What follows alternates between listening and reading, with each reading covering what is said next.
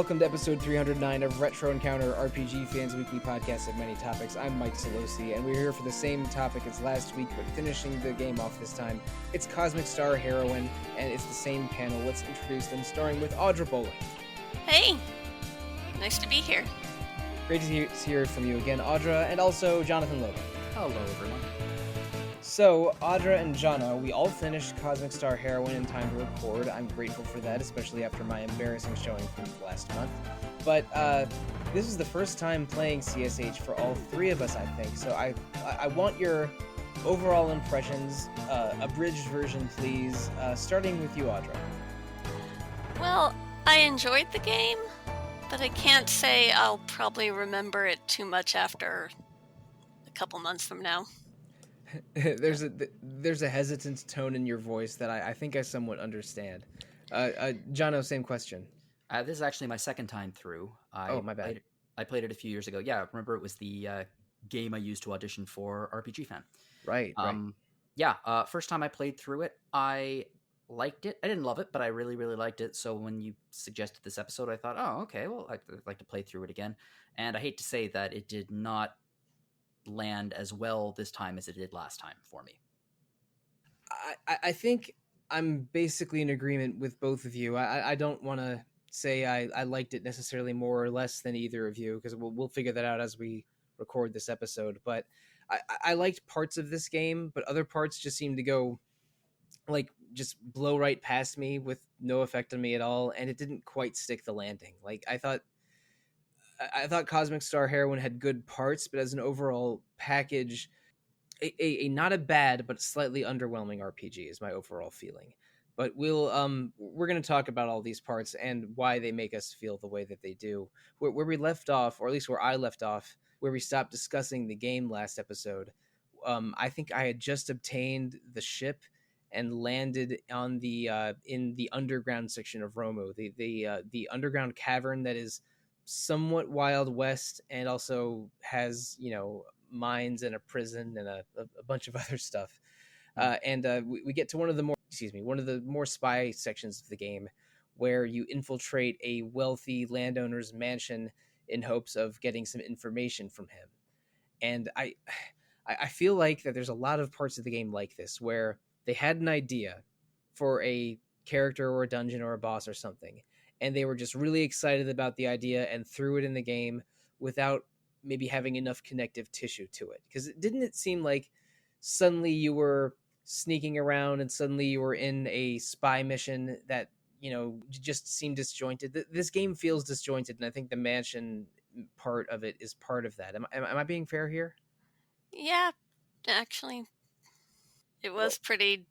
I mean, it almost seemed randomly thrown in.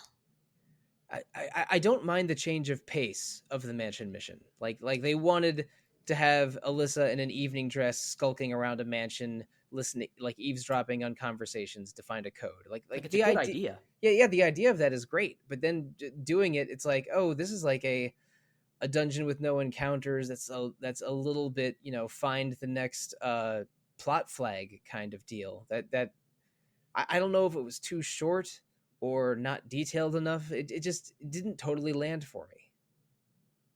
Yeah, she does get caught pretty quickly, from what I remember. If you figure out the puzzle fairly quickly, then the whole dungeon could be 4 minutes. Although it took me a little bit longer than that, but it's it did seem to be kind of 0 to 60. You're in the house, you find your friends, you find the code, you're stuck in jail. Yep. That's pretty much it. There's not a whole lot of character work done there. There's no real reveals that matter to the overall plot line. It's just kind of like it's a basic spy mission. And I guess what you get out of it is you do find out where you need to go next from the rich guy that owns the mansion. I forget his name. The next plot flag. Yeah, exactly. Then you discover where the next plot flag is, and in prison you meet Clark, the very silly dancing robot, and then bust out of jail with him alongside Lauren and Sue, who went into the mansion with you. I mean, maybe my favorite part of the whole thing were Lauren and Sue like masquerading as a server and bartender. That actually sort of fit their characters somewhat, giving them some rare character attention. Yeah. I like the fact that they were like, we didn't need to go to all that trouble to get the stupid ticket. We just snuck in as wait staff. That was easy. Yeah, because they made you do all this side quests beforehand to get the dress and everything. Yeah, a couple fetch quests in a row. One of them, which was finding a painting, and you discover that the person that stole the painting is Umi from Cthulhu Saves the World. A very random cameo, but technically a cameo. There are quite a few cameos in this game, shall we say. Whether or not they are appropriate for the overall tone or not is another question. Yeah, I mean, I think thrown in cameo is apt. It's when Zeboyd references their previous games in Cosmic Star Heroine, there is, like there was a synapse firing of recognition from me because I enjoyed uh yeah, basically all of their older games to some degree, but it's like, why did they do this? Like, was there a point other than a cameo for the sake of cameo? And I basically, I don't think so. It's like, again, a lot of their design decisions in this game felt like they were doing so for the sake of the idea and not to create a coherent whole. Yeah, the only character that I think actually technically doesn't even belong in the game, but doesn't bother me is Pause. Yeah, and Pause has been in almost every one of their games. Is the Oh, is he the alien cat? Yep, Yeah. the alien. There's a race of alien cats, and Pause is the named one that you fight in a Coliseum battle. Hmm. That can join your crew, and I believe Pause is the avatar of a longtime friend of Zeboyd Games. I think she's staff on rpgamer.com. I'd have to look it up. Mm. But yeah, Pause and Umi and a couple of the post game bosses are all cameos, and I think that as a post game boss, like fighting Cthulhu and Dem and those people is fine, but just having Umi just be there for what? Excuse me, being there for one conversation, just felt a little bit out of left field. I honestly didn't clock it until you mentioned it. Now I'm like, oh yeah. Yeah, she mentions looking for her partner, who's obviously Cthulhu, because they're sort of a duo in Cthulhu Saves the World, and then you meet Cthulhu later in the game as an optional boss fight. But speaking of characters thrown in there without much of a point, Clark, who you meet in jail, and then you get your prison break dungeon after him. I mean, is there a character with less of a point than him in the entire game? I sort of looked at his dance moves to figure out, okay, he can generate style quickly and has a powerful electricity chain combo that takes a couple of turns to build up. But then after that, he just wasn't on my team at all. Like he was the character I cared for the least in the whole game. Yeah, he and Finn are the two who are competing for the in the party that dungeon, and then never again. And you said Finn was tied at the bottom of the list for you? I think Clark and Finn are the two who are the lowest rungs in this game, just in terms of characters who would be almost interesting NPCs, but for some reason they were promoted to become actual playable characters. Finn kind of reminded me almost of like your typical JRPG hero with his like power of friendship talk and stuff, which I wonder if that was on purpose. Yeah, I wonder, and he even mentions that he's he is Alyssa's cousin, and I wonder if like this is the creators saying, hey, if this was a less cool RPG, Finn might be the main character, because he's kind of a space cop, space marine, normal-ish hero attitude kind of guy. And I don't think his skills are that interesting. Like, he has a couple hit all attacks, like one fire attack, and he's very tanky, and that's about it. Yeah. Despite the fact that the mansion mission is a little bit by numbers, I think that there was some potential there. At least you were going around doing something. It wasn't necessarily fetch quest. It was like you were trying to track down the number to get into the basement. And then once you got into the basement, you had a classic RPG escape from the dungeon level. I think that this section for me anyway, it still had a little bit of momentum to it. No, Like, it wasn't bad. And again, I think it was a fun idea. I just wished they had either given you more to do or made it a little bit. Again, it was a good idea that just felt a little undercooked to me. yeah. And then after Clark joins and you figure out where you need to go next, I believe next is Psybe and the Skimmerex hive. Is that right, or am I skipping something? I think that's right. You go above ground, and then I think you're right. Right, because you go to the the town that the mansion is in is on the far east of the map, and then after you get out of there, the elevator unlocks and puts you right at the doorstep of the swamp mini dungeon, which if you like poison damage, have I got a dungeon for you? And then you do a sort of a explore both halves of the dungeon sort of mini quest, and then get to the Skimmerex town where these I don't know, they remind me of like StarCraft Zerg to a degree. They're these sort of scorpion like aliens that are part cybernetic, but they're actually like quite open and friendly. Yeah, I like that take on them. Yeah, it's like kind of actually you're absolutely right. It's Zerg and the Borg seem to be the two primary sources for their look, but they are a friendly version of both, and they still have hive minds and that kind of thing, but not destructive ones. Right, and they used to live in a large towering hive citadel of sorts, but after it became infiltrated or corrupted by something, they were forced out of the hive, so they don't have a pure hive mind anymore. And you could tell by talking around the village, like some of the adults remember the hive mind, the children have never really had it. And Psybe, one of the I guess elders or leaders among the Skimmerax, is trying to take back the hive and research technology that'll allow them to be whole again. And you meet Psybe right at the beginning of that hive castle or dungeon or whatever you want to call it, and he joins your team. And Psybe is Audra. You mentioned previous episode that you thought he was your favorite character. Yes. He might also be my favorite character because Psybe has a bunch of really good support skills and a bunch of interesting tricks, and he has natural skills that are kind of like the song program that Lauren comes equipped with, but are more powerful because you can equip accessories that enhance them and stuff. Like Psybe's great. He almost never left my party.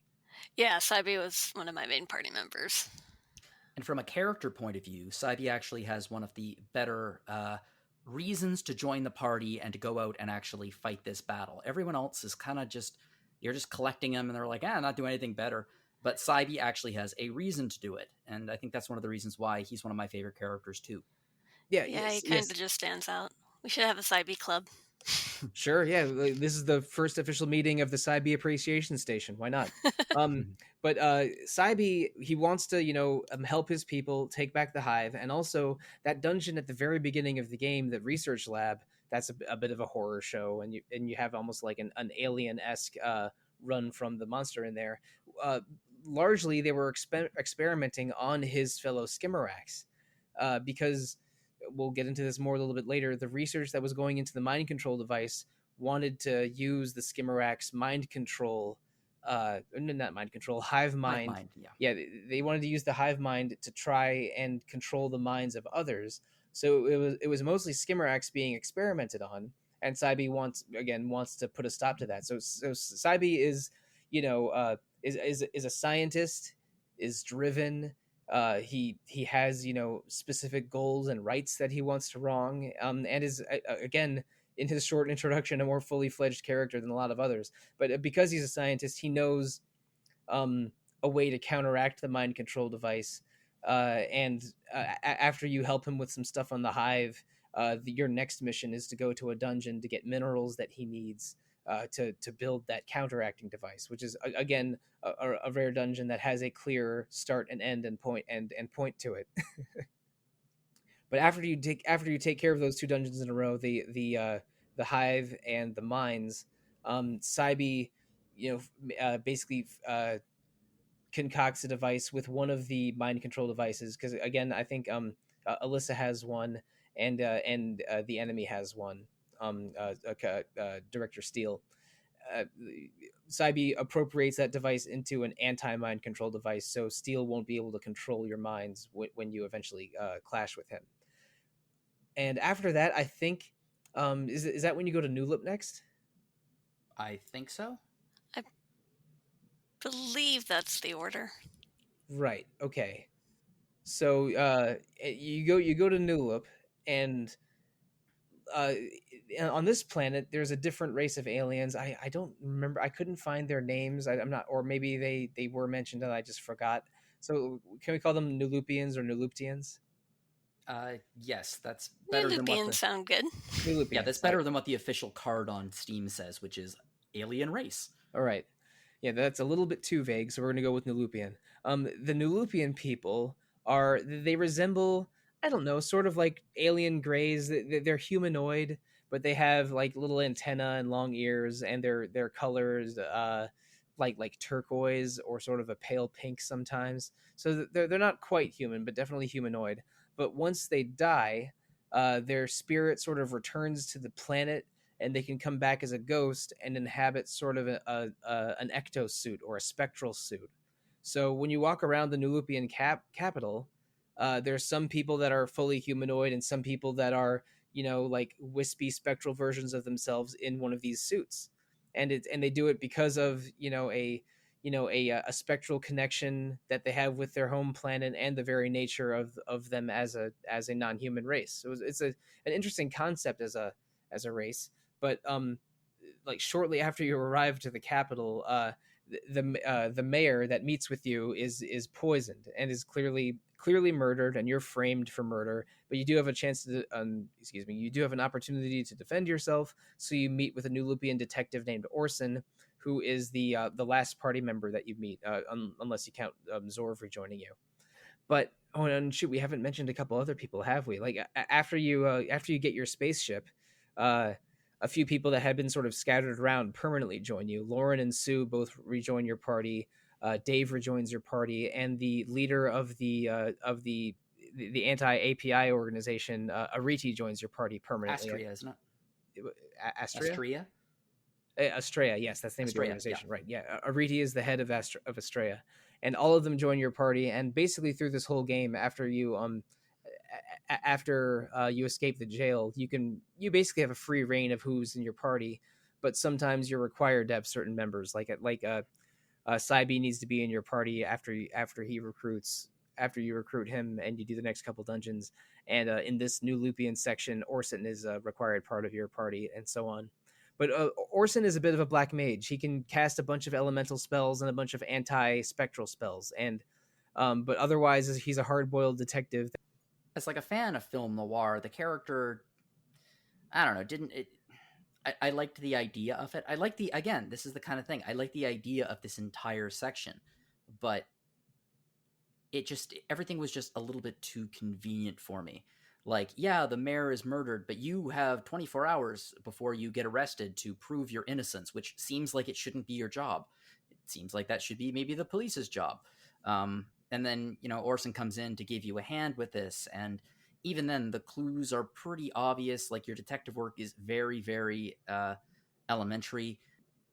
And the fact that this is an alien society, but that has its own little thing, but this character looks identical to a 1940s police film noir detective, except for the fact that he's a ghost in a thing. It's like they came up with an idea for what they wanted the character to look like, and then they kind of shoehorned it into this world. And again, it's just the abrupt nature of this game, and you could tell that there was an idea that they wanted this hard-boiled detective character, and they wanted a detective sequence. But instead of having it, come somewhat organically and be a significant portion of the game, like the scenario that I mentioned a few minutes ago of you being framed for murder and meeting Orson, that whole thing takes like 45 seconds. It's so fast that it's almost weird. 45 seconds, and you're released in that time as well. Right, you're not allowed to leave town, but you're released to give free reign in the town until you like basically demanding that you find evidence, which is a very RPG thing to sort of quietly take over an investigation to solve a crime. but done even less smoothly here than in other similar games. Like, I think it could have been, I don't know how this would have been for programming, but at the very least, it could have been that the characters that are in your party at the time of the poisoning would be thrown in jail, and your other characters need to go out to try to find the evidence. Oh, that would have been actually a really well done way to do that. Yeah, and it would have given you an excuse to use characters that you haven't really used before, although there are no real battles in this sequence anyway, so that would be a moot point. Right, I think Psybe is in your party because he wants to find a lab that's on New Loop to do more research into the mind control device. So for a while, it's just you, Psybe, and Orson, and then later on, Zorv joins you permanently, and that's your four for the rest of the New Loop quests. But again, like I use that investigation period to talk to everyone in town and learn a little bit about the Nulupians and their society, which was interesting. Like you could tell that Zeboyd came up with the idea for these aliens and their city, and a significant amount of thought went into it. And it's a cool concept, but just you're in and out of there so fast that it doesn't. If they'd given us more to do in this town, it would come across better to me. Yep. Yeah, I feel like you don't do as much on New Loop comparatively. And after you find the 3 or 4 pieces of evidence that Orson is looking for, and which is again basically just figuring out which building is which, is like Orson's like, all right, we found out what happened here in the burger joint. Now we have to go to the library. So you go with like, well, which building's the library? And that's about as complicated as the investigation gets. But after you find all the evidence and talk to the police chief again, you are let off the hook with remarkable casualness, and are allowed to leave town and explore the outskirts to find the research lab. And yeah, that's just sort of the pace of this game. It's a bunch of dungeon ideas and set piece concepts chained together quickly and sort of not organically. Like it didn't feel like plot points naturally flowed together, and I'm probably repeating myself here, and that's why I felt more underwhelmed than impressed by the narrative design of this game. I agree with you, and in some ways, I think that characters in this game are actually more plot flags than they are characters. Like you run into them, they are a plot flag. You are with they set off the next little chain of events, and then you're with them for a little while, and then you can leave them on the ship if you want, and you often do. I'm going to make a comparison that's not a fair comparison at all, because this is a game that had millions of dollars into its budget, while Cosmic Star Heroine was made by 2 people, 4, maybe 5 if you count one of the visual effects designers and the 2 composers. But in Mass Effect 1, there are 6 main characters, plus Shepard, and 4 of the main characters are aliens. And when you meet each of them in the game's sort of first 2 zones, you learn a lot about each of the four alien races, and sort of each of those characters is a fully fledged character in their own right, but they're also a sort of a venue to explain how their alien race and their society works. Because again, like Rex and the Krogans is very different from Garrus and how the Turian police and army work. Like it's those characters are an introduction to the different corners of Mass Effect while being characters in their own right. While these characters almost don't go past the concept stage. Like this is a diverse cast that each have a core concept in visual design and in gameplay and how their skills work. But once they join your party, like there's no or very little incidental dialogue. There's while Mass Effect is just chock full of dialogue. There's not a lot of character development after they finish sort of the task that they joined you to perform, and as such, they feel almost like a faceless collection, even though they each have a distinct face. Do you understand what I mean? And it's again, it's totally unfair comparing Cosmic Star Heroine to Mass Effect, even other than them being sci-fi RPGs where you travel between multiple worlds and recruit aliens. But it's like with Cosmic Star Heroine, the character design doesn't make it very many steps past the concept stage, while in Mass Effect they start at a cool concept stage and then go much deeper. The characters are extremely interchangeable, and I think this might be unfair. I'm taking a wild guess here that in their prior games, because all of their prior games were comedies, and to be honest, some of them were damn funny. But in those cases, characters could be sketches as long as you gave them really good jokes that were aligned with that sketch. Like that would be their character. That's how you would remember them. But because I think they are going for this more serious tone, none of the characters are funny at all. But they also don't have like because they're not funny. If they're not funny, they need better dialogue. They need character development. They need character interactions for you to remember them. And it's just not there. Like there's just nothing there for you to get who these people are.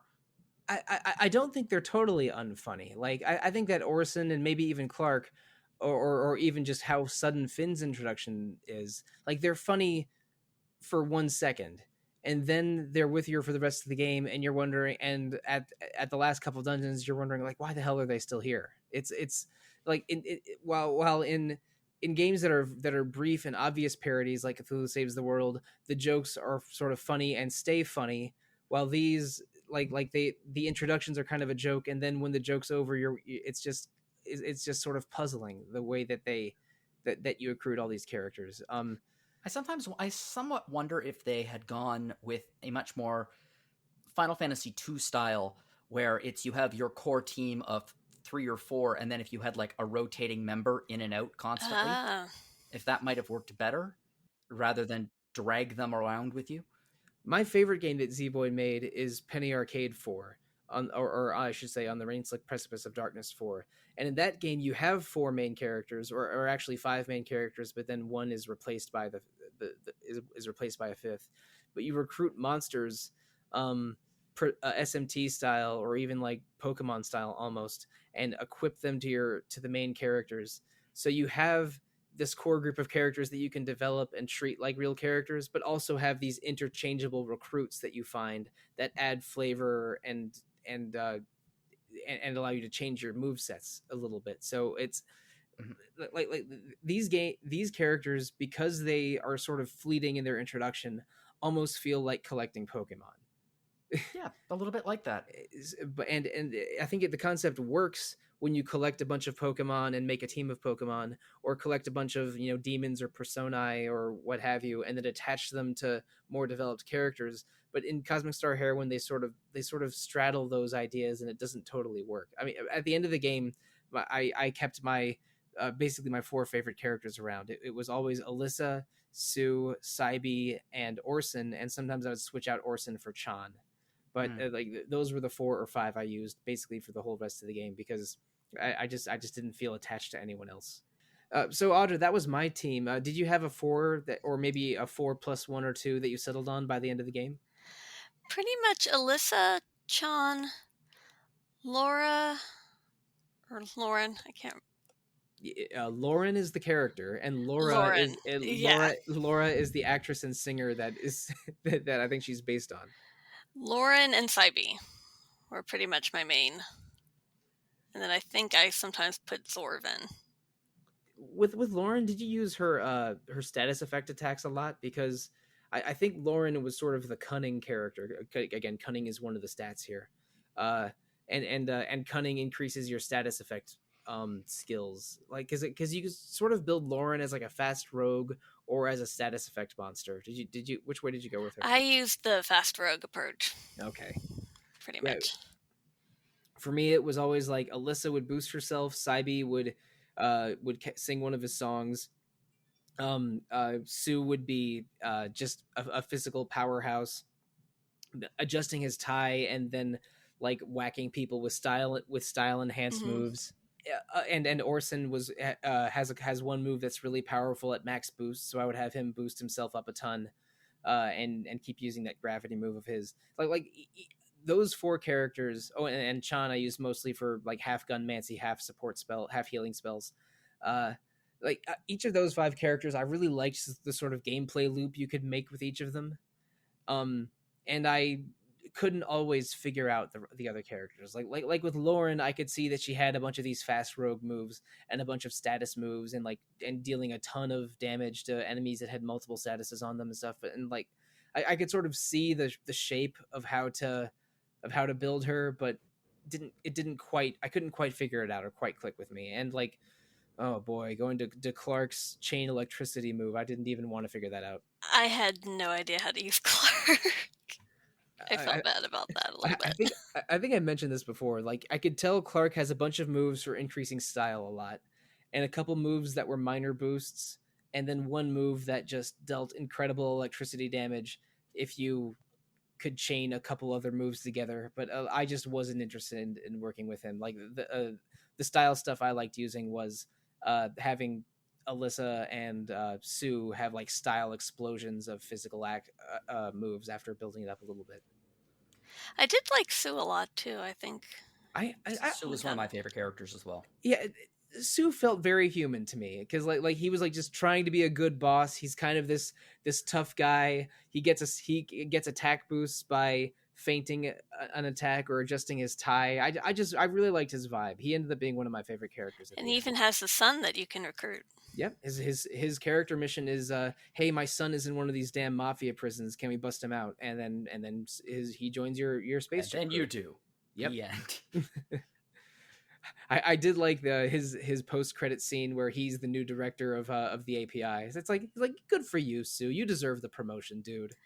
Yeah, that was pretty. I hope you got a new tie. I liked Orson's as well for the whole throwback to film noir. Yeah, he gets a ghost robot femme fatale entering his office.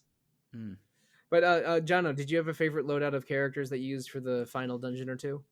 Generally, I would use Alyssa, John, Sue, and I would kind of play around with the fourth character, but it was often Psybe. Yeah, so that's almost the same as mine.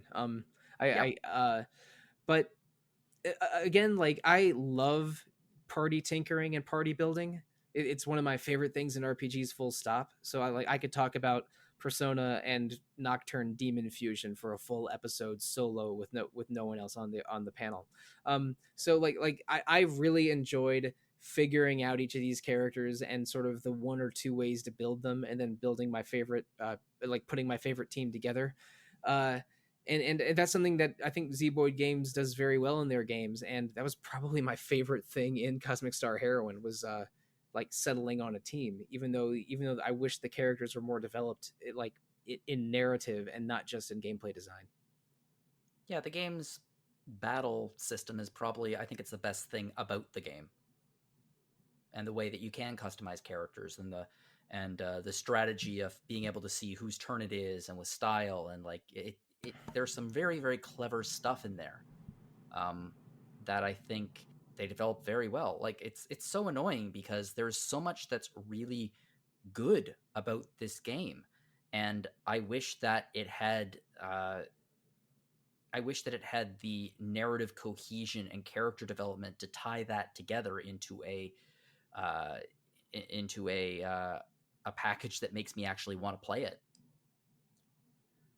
But moving on a little bit, let's get to the end of the story here. After you find the lab you're looking for in Newloop, you confront Alyssa's rival Echo briefly, and then finally Commander Steele, or I should say Director Steele. It's clear that the mind control device that he's holding on him has been affecting his mind, and he's somewhat not himself when you're fighting. When he was already not himself and kind of become a megalomaniac when he first betrays Alyssa, but now he's gone further off the deep end. And after that battle, the maybe most puzzling character turn or twist in the whole game is that Aridi betrays you, takes the mind control device, and has been revealed to be the architect of the evil from the beginning. I skipped a step. First you defeat Steele. He retreats. You confront him on an asteroid belt dungeon, and at the end of that dungeon, Aridi betrays you. So I don't know. It wasn't much of a skip. But was this before or after the Blackbird shows up? That is before, because the Blackbird appears after Aridi betrays you. They reveal this ship that was hidden inside an asteroid, and the robot that has been sort of controlling Steele and Aridi is on that ship. And Aridi frees the ship, and it prepares to attack the 3 civilized planets that you've been traveling between, and presumably use the mind control device on all of them. Mm.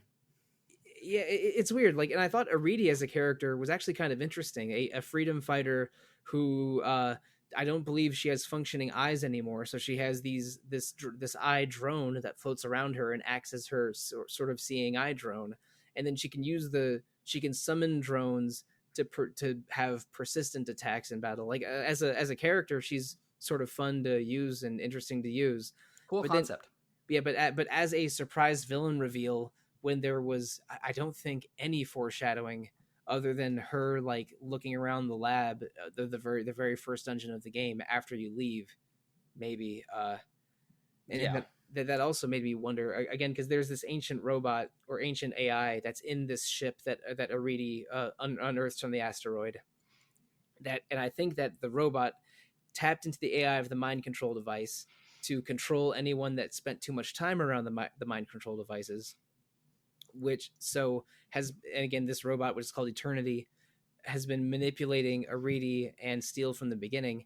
It makes me wonder, is the AI that you talk to in the dungeon at the beginning of the game, is that the final boss? I think it's supposed to be. That's what I took away Oh, from I it. never even thought of that. That makes a lot of sense, actually. Because like Dave says a throwaway, he's like, "Huh, this AI, I guess, has been hanging around here ever since the people died." And I think that the AI is sort of trying to guide you to the monster in the dungeon for you to die, but instead sort of lets you take the mind control device to Steel and then take over Steel's mind instead. Because after the betrayal, you reach chapter 12 and have total freedom to do post game stuff and optional side quests. And Psybe's side quest is visiting a hidden part of the lab. And if you check the computer consoles and stuff in that lab, you end up fighting some security robots. You find out that Aridi was one of the researchers in that lab. And when the experiments lost control and killed all the scientists, she survived and embedded a mind control device into her drone, and her living with that drone connected to the mind control device basically made her a servant of Eternity. And when she founded Astrea, she has basically her magnetic personality and her bringing people together was in part because she had a mind control device in her drone. Again, I don't think it's a bad concept, but with no foreshadowing and barely any dialogue that you have with Aridi leading up to this, made it just seem out of left field and weird. Yeah, I mean, the only real clue they gave you is that they kind of forced her into the party right before the dungeon where she betrays you. But like everyone is for like whenever anyone joins you, it's almost like they're forced into your party. So that didn't feel weird to me at the time. Now that I think about it, some of the paper thin motivations of people to betray the agency and things like that probably could have been explained away with some creative use of the mind control device. If Steel was like, you, it wasn't your idea to betray you. I needed to get you in. I needed to make you betray us to get you inside to this agency or something like that. Something to cover up the reason that their rationale is so flimsy. I mean, they use it as a vague explanation for some of Aridi and Steele's actions, Yeah. but I think like I like almost, Lauren at one point, but is like, did she use it on me? Is that why I joined?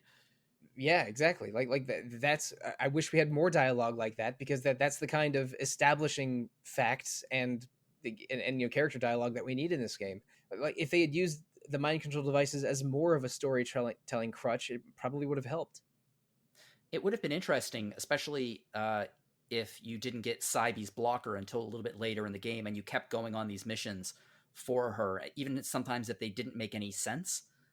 And then you eventually get the mind control device, and all of a sudden her orders, suddenly you start questioning them again. Maybe something like that. Yeah, like if you start to get more suspicious and events and like characters called aloud, why are we doing this, why does this doesn't really make sense, if they had drawn more attention to that after you get the mind control blocking device, that would have helped too. But there isn't any of this. You just almost sprint from mission to mission until Steel's gone, Ariti betrays you, now we have to go fight this alien spaceship that looks vaguely like Samus's ship. Oh, I was going to say it looks like the Blackbird, a Right. lot like the Blackbird, especially when they do that shot over top of the wings. Yeah. It's a Chrono Trigger reference. It's another one that's not earned. It's just there. I thought it looked vaguely trapezoidal, kind of like Samus's ship, but again, this game is just full of references to 16-bit games. Yeah.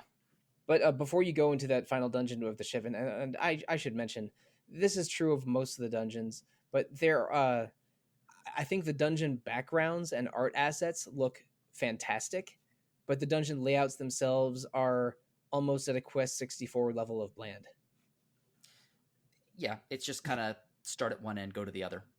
When the swamp head, you find two statue eyes to unlock a gate. It was almost overwhelmingly elaborate for this game. Like the final dungeon is one of the worst culprits. It's a purely linear path with occasional offshoots to get an end game weapon or armor treasure chest.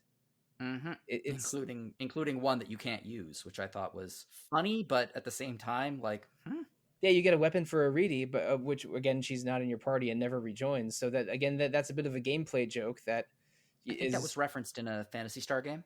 Oh, maybe. Oh, that's right. Yeah. In either Fantasy. Okay. In minor spoilers, in Phantasy Star 2 and 4, a party member dies around the halfway mark, and I believe in one or both of them you find a weapon or armor for the dead party member in a future dungeon. I think that's right. But it must be Phantasy Star 2, because in Phantasy Star 4 a different character can equip the weapons of the person that dies. So I might be prognosticating it a little bit, because I've read a bit about Phantasy Star, but I've only played 4, which is a very, very good video game and an RPG that Cosmic Star Heroine is definitely influenced by. Definitely. Especially in the designs of the three women, Alyssa, Chan, and Lauren feel like they were in a lost Phantasy Star game. Finn too. Phantasy Star 4 and Chrono Trigger might be the two most obvious influences for Cosmic Star Heroine, and that's fine because those are two great RPGs. But I think maybe because in the promotional materials for this game they mentioned those two games so much that I wonder if it diminishes it for me. I think that if they mentioned it, it wouldn't have been that big a deal, except for the fact that it looks so damn good. Like the level of polish on this game in terms of its pixel art presentation is quite remarkable. And I think that the level of polish that they put onto the battle system is quite remarkable. The sprites look great and the environments look great. I wish that there was more of this game for me to appreciate at that level. Yeah. And I think that those two factors kind of lull you into expecting a narrative to match, and it doesn't. And that's disappointing. Like we were talking about, now that we're at the end game, the character quests. But like the vast majority of the purpose of a character side quest is to give that character more depth, to explore them and who they are outside of the main plot. But every single one is very much a go someplace, fight through a fairly short linear dungeon, and get maybe a couple of lines at the end. Like with Sue, for example, you learned that at one point Sue was ran with the gangs, but that's it.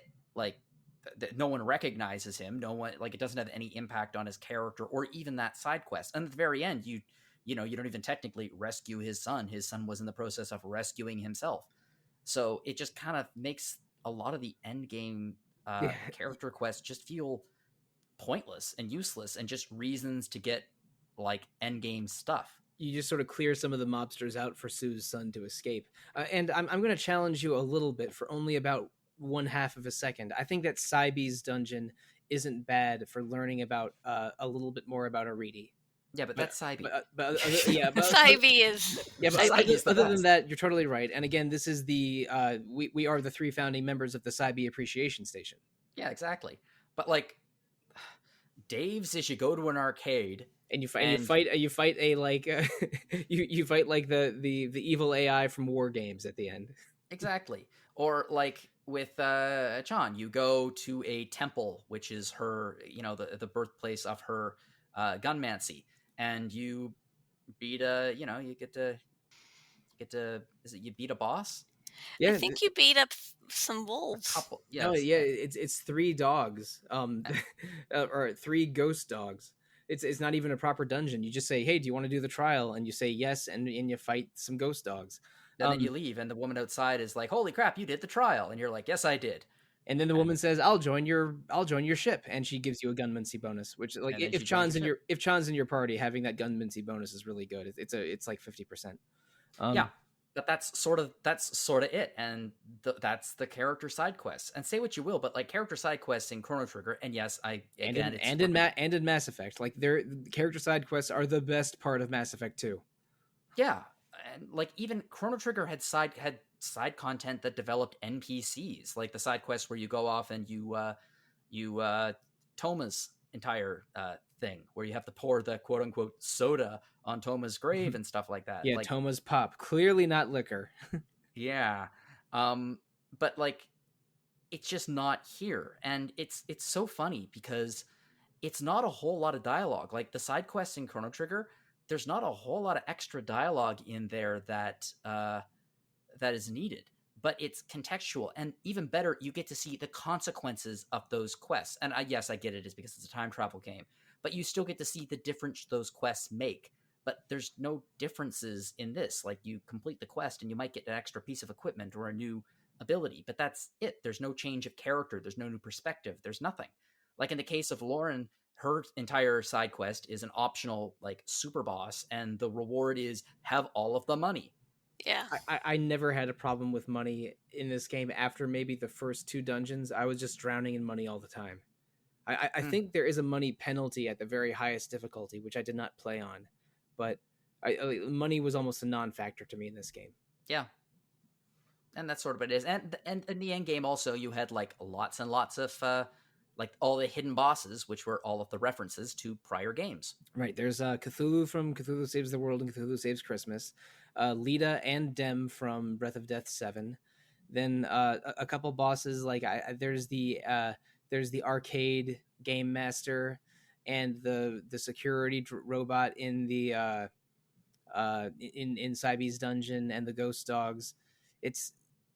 They're not a bad collection of challenges. Like I had to, you had to sort of figure out the strategy and win out for each of them. Oh, and there's also the giant sandworm in front of the jail where Sue's son is, which is interesting that the hardest part is at the very beginning rather than at the end. Right. Each of those bosses I think were fine as boss encounters, but maybe seeking them out and getting those items were one of the more interesting parts of the game, because even though they're not nearly as developed as these legendary side quests in Chrono Trigger, like Mother Brain or Fiona's Forest, or even Marl reconciling with her dad. Like nothing is at that level, but this at least gives you some freedom and some variety. Because I thought the final dungeon was a bit head scratchingly disappointing. I understand where you're coming from, and the annoying part is, like everything else in this game, is like the bosses really well designed, really interesting gameplay mechanics in a lot of places. Like they're challenging to fight, but there's just not the narrative or character threads that properly utilize them. Yeah, I would have just liked some more meat on the character quests, personally. Yeah, a little bit more meat. If the narrative rewards were bigger and the dungeons were a little bit longer, I would have welcomed it. And I think that actually can go for the entire game. Like the side quests are like a microcosm of the game as a whole, which is kind of like, well, no meat on the bones, but great looking skeleton.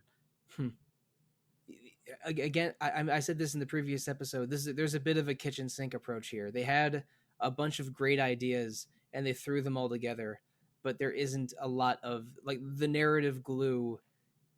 It isn't always that great. And when the game was good, I was having a lot of fun. Like when characters would learn new skills, and I would sort of readjust their builds and figure out what each were capable of, or the better boss designs in the game, like figuring out their gimmick and getting your character's loops going. All of that was really fun, but there either was not enough of it or it wasn't coherent. And again, this is a game I was really excited for. I gave a fair amount of money to the Kickstarter. My name is in the end credits. You can and also in the spy directory, and that you can check on your ship's computer. And I won't say exactly how much I gave, but if you want to go to the old Kickstarter page and find out what the dollar amount was for designing a boss fight, you can do that, I guess. I did design one of the boss fights that we briefly mentioned a little while ago. So would you mind me indulging a little bit and telling you a story? No, please. Go ahead. Right. So, where to begin? I loved Breath of Death 7, Cthulhu Saves the World, Penny Arcade 3 and 4. I think my favorite is Penny Arcade 4, but I really like all four of them. Ranking them would be a challenge for me. Uh, and this was exactly the kind of studio and kind of game I was excited to give a Kickstarter to. And when this Kickstarter project was running, I think 2013 or 2014, I could be off by a year or two there. Like, I was prepared to save up and give a non-trivial amount to it.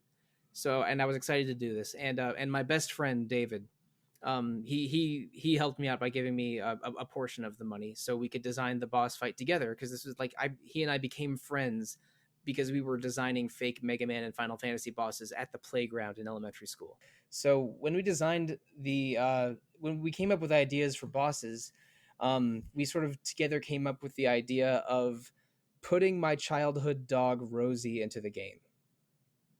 Because Rosie was a Labrador Retriever, a very, very sweet, lovable dog, and she one thing she loved to do was carry around a garden rake all around the yard, like it was her favorite toy. She would accidentally clothesline herself trying to walk through gates with the rake that was too big for the gate.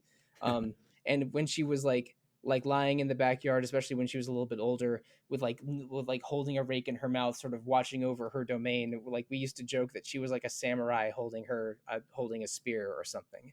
So David and I sketched out this idea of a dog samurai holding a naginata or something. And through an exchange of emails with Bill Sternberg from Zeboyd, he decided, hey, this was your dog who's no longer with us, right? We can make her a ghost dog, because again, monsters in this game are either organic, robotic, or spectral, and have her be sort of a mid boss ghost dog, and that's what we ended up doing. So Rosie is the guardian of the Gunmancy Shrine optional boss fight. Oh wow. Aw, that's really nice. And like, I was expecting for them to call it just Ghost Dog Samurai or something, but no, they called her Rosie in the text of the game. So yeah, my childhood dog, who used to love playing around with rakes bigger than she was, is in Cosmic Star Heroine. That's neat. And yeah, when I tried playing this game, when it came out, I think I was distracted by life stuff and RPG fan stuff, and I didn't get very far because, again, I was a little bit underwhelmed by the first couple dungeons of the game, and I ended up shelving it semi permanently. But I'm glad that I finally got to give this game a sincere effort and play it long enough to defeat my childhood dog's ghost, and then see my name in the end credits. So yeah, that was my weirdly personal story. Thanks for allowing me to share it on the podcast, Jono and Audra. Oh, you're our welcome. pleasure. That was actually really neat. But you probably, if you are willing to give enough to a Kickstarter, you can probably get your childhood pet into a video game too, if you know exactly what to do and where to look. But I think we're basically done discussing Cosmic Star Heroine here. And again, we're weirdly, I think the tone of this episode has been a little negative, but I truly didn't hate this game, because again, it's only about 12 hours. I don't like there was fun parts, there was fun battle design, and like, I don't think my time was wasted that much, because you're in and out in less than a quarter of the time I did playing Shin Megami Tensei Nocturne a few months ago. I thought it was a fun, like 90s aesthetic, sci-fi aesthetic. Yeah, it's a romp. It's a game you can finish in a weekend, and I think it was fun for that reason. But I think I maybe when I gave to the Kickstarter, I expected a little more, and that undertone of this game not being very fluidly designed and the story tone being weird just made me like feel slightly underwhelmed, and not just whelmed. Yeah, for me, the game just didn't make any kind of impression on me at all. I did not have a bad time when I was playing it. I was not dreading my time playing it. There's nothing about the game that actively makes you not want to play it, but there's nothing about the game that makes you want to play it either. Um, Great battle system, stunning aesthetic. I think just a ridiculously weak storyline and characters, and that would be my bottom line. Unfortunately, because all of their other games, including their follow-up Cthulhu Saves Christmas, which I really really liked, and which I think took a lot of lessons from this game and pushed them forward. Like Cthulhu Saves Christmas is a much shorter game than this, but the characters almost feel better developed in terms of their motivations. And maybe it's because of the thing I was talking about before, where they could tell jokes and the comedic jokes could push forward the characters a little bit more. But I think Cthulhu Saves Christmas had a more deliberate comedy tone, and that is more suited to their narrative design and their writing. And also, I think part of the reason Cosmic Star Heroine was delayed past their initial estimates was because it was a big game, and it took them a long time to get all the systems to align properly, and for Bill to develop all of these art assets. Because again, there's nothing in Cthulhu Saves Christmas that's as sort of like demanding art wise as the world map and multiple planets in Cosmic Star Heroine. So I think that they, by scaling back how big the game was and by striking more of a comedic tone and giving more time and attention and dialogue to the characters, because the four main characters in Cthulhu Saves Christmas, you are allowed to make choices to spend more time with them, and each of them has a bit of a relationship. Yeah, has the relationship system and more of a narrative thread that, like, basically by giving you more dialogue with more purpose and more time and attention to the characters, the character development is just better in Cthulhu Saves Christmas. Yeah, I'm hoping that carried that forward into their next game. Yeah, I think that they learned lessons from Cosmic Star Heroine. I don't think they're ever going to make a game as big as this again, but still keep the good battle design and sort of and balance time investment with reward that Cthulhu Saves Christmas does. I don't think I don't think I hated. I don't dislike Cosmic Star Heroine at all. I don't dislike it either. I just don't like it. I think it's just good, but it doesn't live up to its full potential. It's good, feeling. But it could have been better, I guess. Maybe. Yeah. Is a way to describe it. My expectations might have been a little too high going in. Is my ultimate takeaway. But listeners, I always will have high expectations of you, and you will always meet or exceed them. Thank you so much for listening to this slightly meandering, slightly confusing episode of Retro Encounter that I think is definitely honest on the part of all three of us. This is not a bad and a mostly interesting game that just has weird tonal and narrative choices that don't always land. But so speaking of spaceships and things that land, next week we're doing, or I should say the next 2 weeks, we're doing episodes on Star Trek adventure games. Jono, I know you're a big Star Trek fan and a big adventure game fan, so this seems like you're exactly in the center of this Venn diagram. Oh yeah, absolutely. I played these games years ago, and I'm super excited to dive into them on Retro. Right, and so I don't have to look them up myself. What are the two games? The two games are Star Trek 25th Anniversary and Star Trek Judgment Rights. They were two games that were released in the 90s, more following the Sierra-style adventure game than the LucasArts. There were other Star Trek 25th Anniversary games, like there's one for the NES, and I think there's one for the Game Boy too, but they're all different games. This one is a pretty solid point-and-click adventure game. Right. I think if I had cast my mind around, I could have said the names right, but there was a chance I would have gotten one of the nouns wrong in Judgment Rights. So thank you for that. But after those two Star Trek episodes, we're doing 2 episodes on East Origin. That is the started out on PC, but now is basically on a bunch of different systems. Action RPG that came out in the mid 2000s, in between East Theothenfelgana and East 7. It's also the only East game that does not star Adol Kristen. But it is a very, very good East game that I played several years ago, and I'm excited to revisit it for the podcast. Right now, I'm mostly consumed by Tales of Arise and my ongoing quest to finish all the Yakuza games. Yay. But very soon, I will be playing a different game that starts with Y. and that is our big game journal for the second half of November. But listeners, if you want to reach out and talk to us about Cosmic Star Heroine or Star Trek or Ys or Yakuza, the best way to do so is to email retro@rpgfan.com. You can also comment on rpgfan.com's message boards, our Facebook page, our Instagram, our Twitter, our Discord, our YouTube, our Twitch, something streaming every day on Twitch, something going on each of those channels every day. Please interact with us however you want to interact with us. There's also 3 other fine podcasts on rpgfan.com, starting with Random Encounter every 2 weeks, hosted mostly by you, Jono. Yeah. Greg should be back pretty soon, but we're hosts.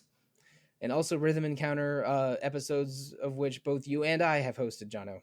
We have, and the one that's coming out next week is piano music. I think that episode will be out already by the time this episode drops, because we record things out of order sometimes on RPG Fan. But Audra, have you been stunning music? Audra, have you been on an episode of Rhythm yet? I haven't yet. Oh, come on! I want to. It seems fun. It is fun. I'm not going to tell the listeners how, but you know how to go to the staff page to check out the next couple of Rhythm Encounter episodes. So please do that, Audra, and listeners, please listen to Random and Rhythm Encounter. The 4th podcast on RPG Fan is Phoenix Edge, our partner podcast hosted by Het and Eric and others.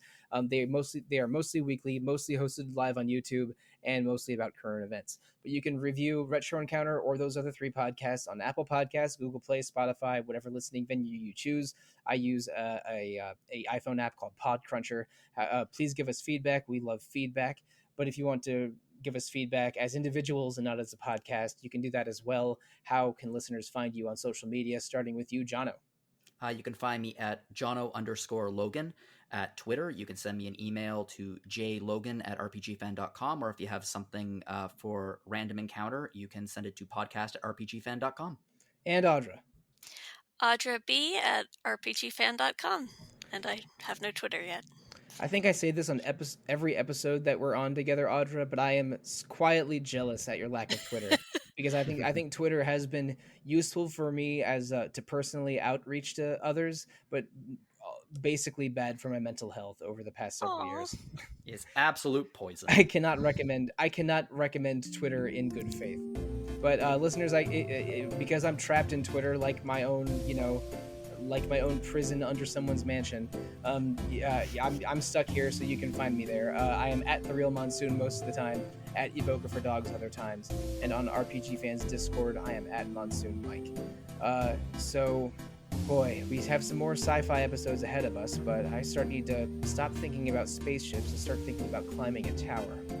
Listeners, thank you, good night, and good luck.